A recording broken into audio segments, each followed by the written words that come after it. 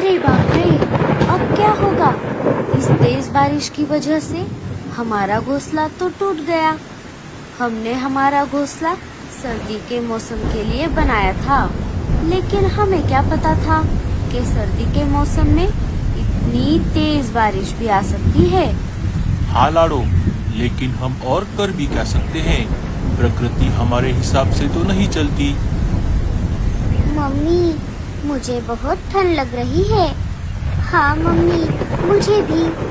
सोनू, पिंकी, इधर आओ। तुम दोनों मेरे पंखों के नीचे आओ।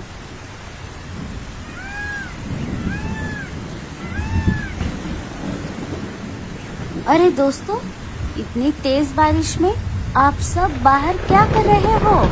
क्या हमारी तरह आपका भी घोंसला बारिश की वजह से टूट गया? अरे क्या बताऊं लाडो, मैं तो आराम से मेरे घोंसले में गरम गरम कंबल ओढ़कर सो रही थी। तभी अचानक तेज तूफान की वजह से मेरा घोंसला हिलने लगा और देखते ही देखते तेज बारिश भी शुरू हो गई। और तुम्हें तो पता ही है कि मेरा घोंसला गोबर से बना हुआ है और हाल ही में मैंने मेरे घोंसले की छत पर गोबर लगाया था। वो अभी ठीक से सूखा भी नहीं था। अचानक इतनी तेज बारिश की वजह से मेरा घोंसला टूट गया। वो तो अच्छा हुआ मैं और टूनी समय रहते बाहर आ गई, नहीं तो हम घोंसले के नीचे दब जाती।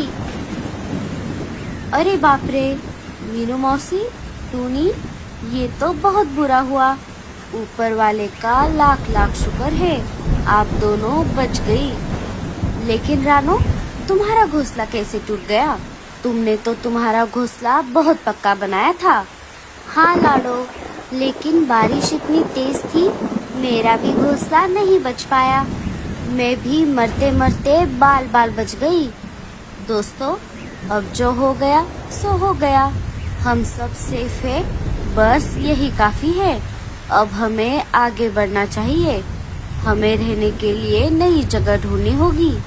चलो, हम यहाँ से चलते हैं। बारिश थोड़ी कम हो जाती है, सारे वहाँ से निकल पड़ते हैं। बहुत देर तक खोज करने के बाद भी उन्हें रहने के लिए जगह नहीं मिली।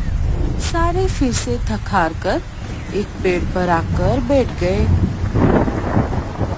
उई माँ, मर गई रे। अब मैं और नहीं उड़ सकती। मुझे बहुत ठंड लग रही है।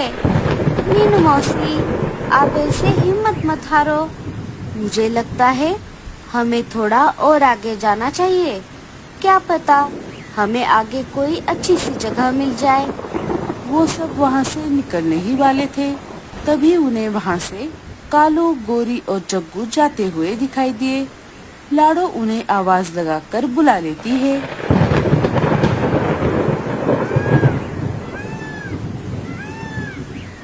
अरे दोस्तों, आप सब यहाँ कैसे? टूनी सारी बात कालू को बता देती है। इस अचानक आई हुई बारिश की वजह से हमारा भी घोंसला टूट गया, लेकिन मैं एक जगह जानता हूँ जहाँ पर हम रह सकते हैं। मैं, गोरी और जग्गू वहीं पर जा रहे थे। अब हम सब साथ मिलकर वहाँ जाएंगे। अरे कल मुहे, क्या तुझे हमारी याद नहीं आई जो तू अकेले अकेले वहाँ पर जा रहा था? अरे मीनू मौसी, आप गुस्सा मत करो। हमें नहीं पता था कि हमारी तरह आपके भी घोंसले टूट गए हैं, इसीलिए हमने आपसे नहीं कहा। लेकिन हम सब अब साथ में वहाँ जाएंगे। हम जहाँ जा रहे हैं वो एक इंसानी बस्ती है। वहाँ के एक झोपड़ी के बाहर एक बहुत बड़ा पेड़ है। उस पेड़ पर बहुत सारे घोंसले हैं। हमारे नए घोंसले बनने तक हम सब वहीं रहेंगे। चलो, हम सब चलते हैं। थोड़ी देर उड़ने के बाद सारे उस जगह पर आ जाते हैं। वहाँ पर आकर उन्होंने देखा उस पेड़ पर पहले से ही 2-4 घोंसले बने हुए थे और वहाँ पर पहले से ही दाना पानी भी रखा हुआ था। लेकिन कालू भैया, ये तो इंसानी बस्ती है। क्या हमें यहाँ पर कोई खतरा नहीं होगा? अरे नहीं लाडो, इंसानी बस्ती तो यहाँ से बहुत अंदर है। ये घर हमारे जंगल के पास और इंसानी बस्ती के बहुत बाहर है। यहाँ पर एक औरत अपने पति के साथ रहती है। मैं यहाँ पर बहुत बार आ चुका हूँ। हमें यहाँ पर कोई खतरा नहीं है। वैसे तो हम यहाँ पर हमेशा के लिए रह सकते हैं, लेकिन हम ऐसा नहीं करेंगे। जब तक हम हमारा नया घोंसला नहीं बना लेते, बस तब तक हम यहाँ पर रहेंगे। लेकिन कालू भैया, मैंने तो सुना है कि इंसान बहुत बुरे होते हैं। वो पंछियों को पकड़कर बाजार में बेच देते हैं। अरे नहीं टूनी, ये परिवार ऐसा नहीं है। ये देखो, ये पंछियों को खाने के लिए दाना पानी भी रखते हैं। अगर फिर भी आप सबको यहाँ पर सेफ नहीं लग रहा, तो हम एक काम करते हैं। बस आज रात के लिए हम यहाँ पर रुकते हैं और कल सुबह होते ही हम यहाँ से चले जाएंगे। रात हो जाती है। सारे अपने लिए एक एक घोंसले ले लेते हैं। अनाज खाकर, पानी पीकर सब सो जाते हैं। सुबह हो जाती है। सुबह होते ही उस घर की मालकिन सुमा बाहर आ जाती है। जब उसने पेड़ की तरफ देखा, उसे घोंसले में पंछियों की आवाज सुनाई दी। अरे वाह, ऐसा लगता है घोंसलों में कोई नए मेहमान रहने आए हैं। जरा देखूं तो ये कौन से पंछी है। अरे भागो रे, भागो! लगता है ये औरत हमें पकड़ने आई है। अरे कौन है? कौन हमें पकड़ने आया है?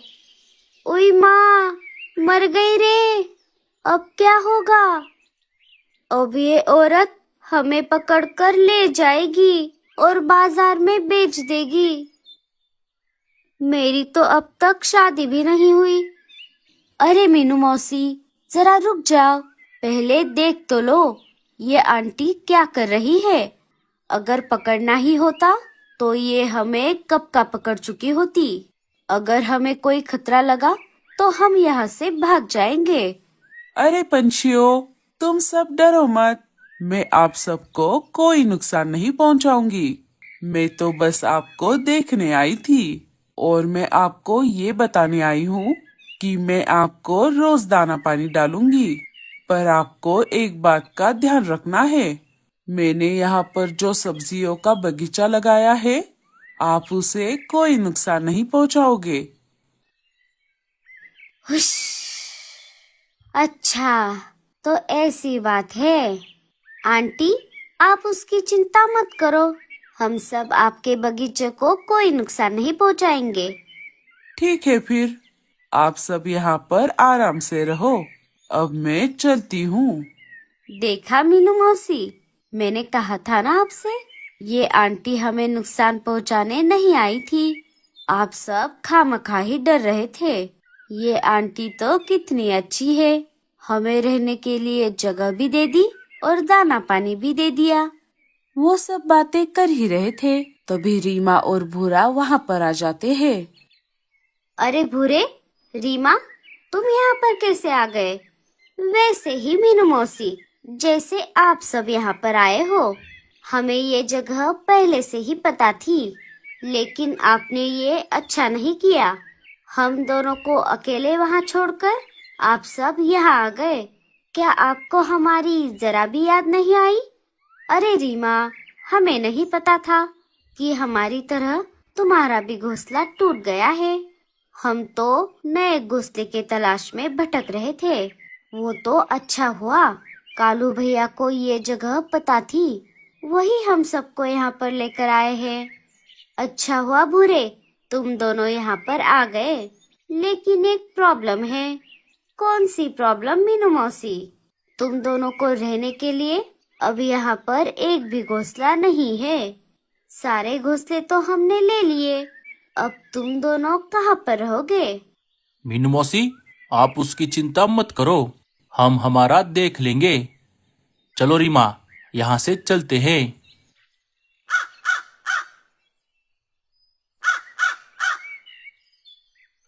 अजी, अब हम क्या करेंगे?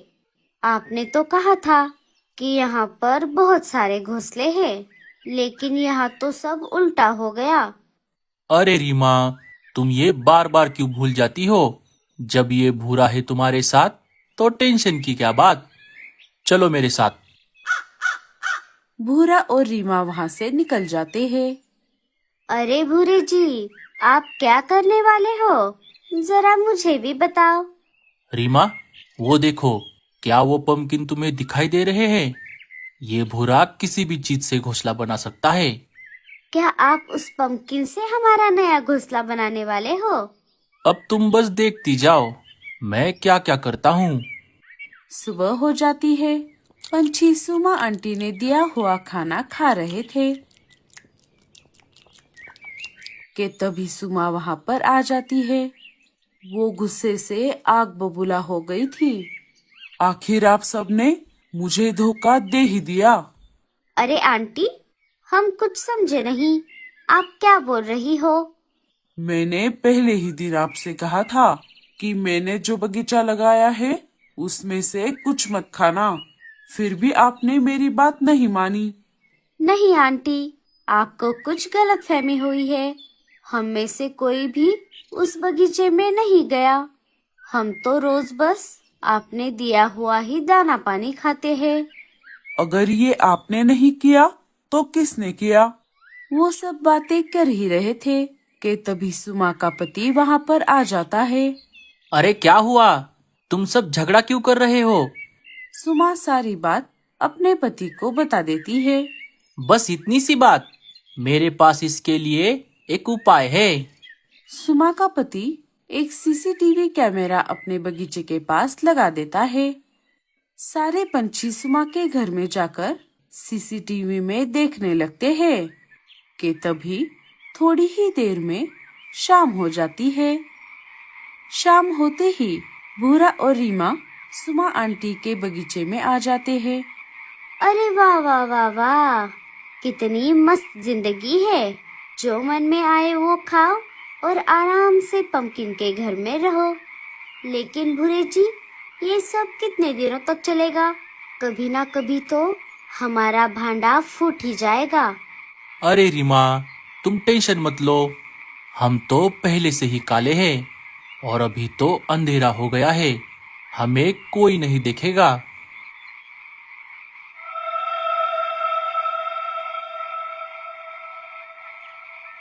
अच्छा, तो ये सब इनका किया धरा है।